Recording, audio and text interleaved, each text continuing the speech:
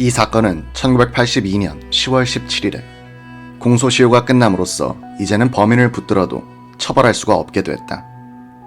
경찰과 검찰과 법원과 언론이 고문과 조작과 오판과 오보로서 무고한 사람들을 고생시키는 틈을 타서 범인은 면죄부를 받고 만 것이다. 힘없는 서민들이 경찰, 검찰, 법원, 언론의 총공세에 직면할 때 얼마나 비참하게 되는가를 이 사건은 똑똑하게 보여주고 있다. 제도의 범죄는 처벌되지 않고 개인의 피해는 회복될 수 없음을 고문 후유증으로 40대에 요절한 김기철 씨는 폐인이 된 그의 몸과 정신으로 입증하였다. 이 기사는 1981년부터 1982년에 걸쳐 월간 마당에 쓴 것이다.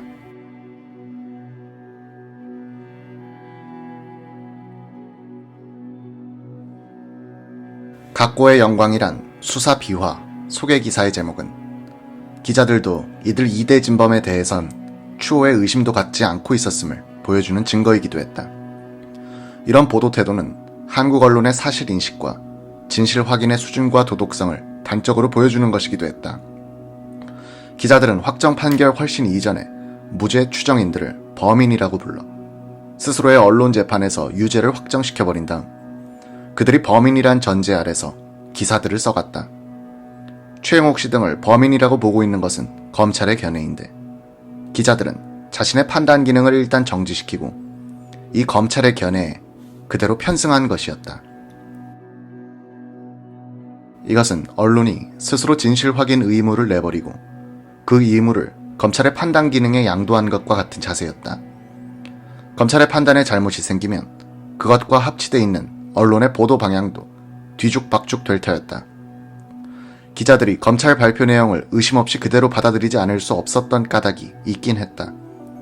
수사 과정의 취재가 부실했고 피의자나 그 가족들에 접근하지 못해 검찰 발표 내용의 진실성을 검증할 만한 자료와 잣대를 미리 갖고 있지 못했다.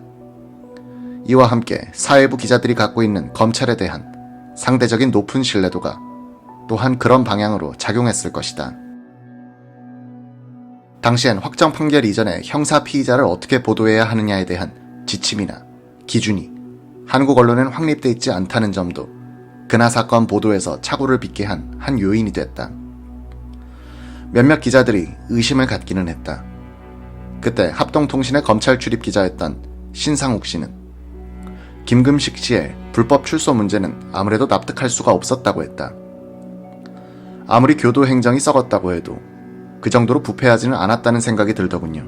더구나 10,000원을 받기로 하고 그것도 외상으로 해서 하루를 외출 보내주었다는 것이 도무지 이해할 수 없었습니다. 또 범행 내용이 너무나 정교하게 잘 짜여져 있다는 느낌이었습니다. 그 내용대로라면 범인들은 모두 천재가 될 수밖에 없었습니다. 나뿐 아니라 다른 기자들도 의혹을 갖기 시작했으나 그것을 본격적으로 다루지는 못했습니다. 기자들보다 변호사들은 훨씬 자신있게 이 사건이 조작된 것이라는 판단을 내리고 있었다.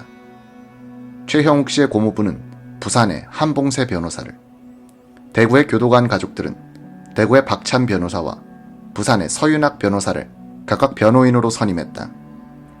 최형욱 씨에 따르면 한 변호사는 자기를 면회한 그 자리에서 바로 공산당으로 몰았구나.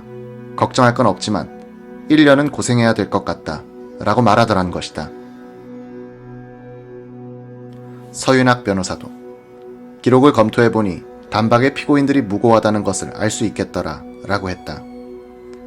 박찬 변호사는 녹음기를 들고 대구 교도소로 찾아가 결정적인 반증을 확보했다. 그는 김금식 씨와 같은 감방에 있었던 새 복역수를 만났다. 세 사람은 한결같이 금식 씨가 외출했다는 1967년 10월 17일에 그가 감방 안에 있는 것을 봤다고 말했다. 특히 서모 씨는 김금식 씨가 감방 정리원이었기 때문에 더욱 똑똑히 기억한다고 했다. 6월 8일 조선일보가 처음으로 그나 사건에 의문을 제기하고 나왔다. 검찰 발표 열흘 뒤의 일이었다. 조선일보는 대구교도소 이원호 소장이 자체 조사를 실시, 불법 출소는 없었다는 결론을 내리고 오히려 법무부 장관에게 항의했다고 보도했다. 이틀 뒤 김태현 검사는 대구교도소의 조사 결과는 행정 책임을 면하기 위한 변명에 지나지 않는다고 반박했다. 의혹의 꼬리가 고개를 치켜들기 시작할 때 검찰은 현장 검증을 실시했다. 6월 12일 오전 6시부터 현장 검증이 범인검거 발표 보름 뒤에나 이루어진 것도 턱 이례적인 일이었다. 이날 부산의 두 신문은 또다시 처절할 정도로 흥분에 맞지 않았다. 사회면의 거의 4분의 3을 다 바쳐 살해 장면과 군중의 저주를 스냅 사진들을 곁들여 극명하게 소개했다. 사회면 제목들은 춤추고 있었다. 근하군을 이렇게 죽였다. 흥분한 군중, 저놈들을 죽여라. 살해 장면 등 태연하게 재현. 바른대로 말하자고 서로 타일러. 사나이답게 바로 대라. 발뺌하려 들자 하수인이 주범을 면박.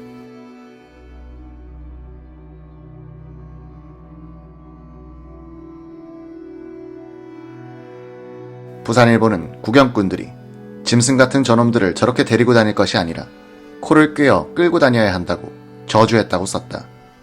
또 정대범 씨를 살인귀라고 표현했다. 이런 흥분, 저주, 분노의 소용돌이에 시선을 빼앗긴 기자들이 현장 검증의 실상을 정확히 관찰할 수 있었는지는 알 길이 없으나 적어도 기사에는 그런 티가 나타나지 않았다. 이 현장 검증 날은 피의자들이 처음으로 백일화에 공개된 날이었다. 기자들이 처음으로 검사들의 통역을 거치지 않고 바로 그들과 접촉할 수 있는 기회이기도 했다.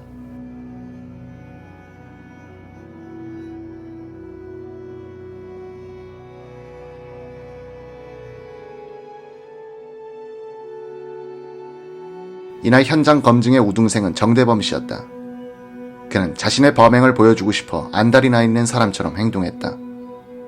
김기철 씨가 연극을 거부하고 우두커니 서 있으면 대범 씨는 네가 시킨 게 아니냐, 사나이답게 바로 해라고 윽박지르기까지 했다. 대범 씨는 살해 장면과 시체 유기 장면을 얼굴빛 하나 안 변하고 태연히 연기했다. 그는 자학적인 태도까지 보이며 김금식 씨에게 이왕 죄를 지은 몸이니 바른대로 말하라고 타이를 정도였다. 김금식 씨는 웬일인지 이날 몸을 도사렸다. 얼굴을 신문으로 가리고 사진 기자들에게 욕을 퍼붓다가 대범 씨가 살해 장면을 연기할 땐 담벼락에 붙어서서 입가에 야릇한 웃음을 흘리고 있었다.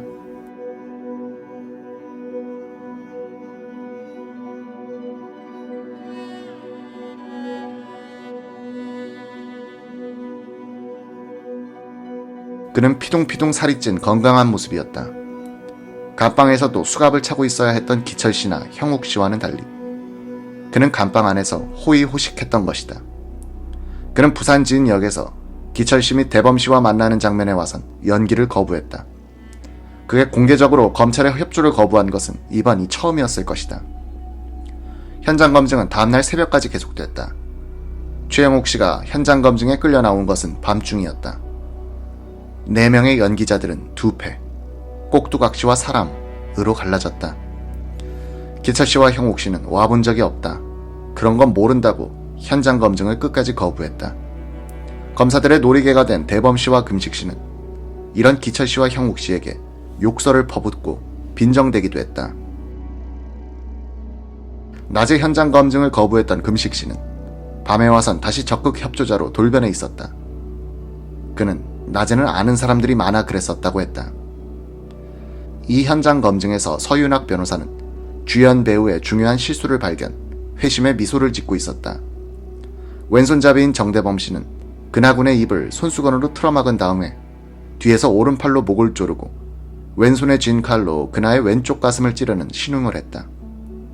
이 연기대로라면 칼자국은 왼쪽 가슴에서 오른쪽으로 뚫리게 마련이다. 그런데 근하군 시체의 부검 결과 칼이 오른쪽 가슴으로 들어가 왼쪽 아래 방향으로 꽂히면서 그 칼끝은 왼쪽 심장 벽을 뚫었음이 밝혀져 있었다. 곧 정대범 씨의 현장 검증 때의 칼질과는 반대 방향이었던 것이다.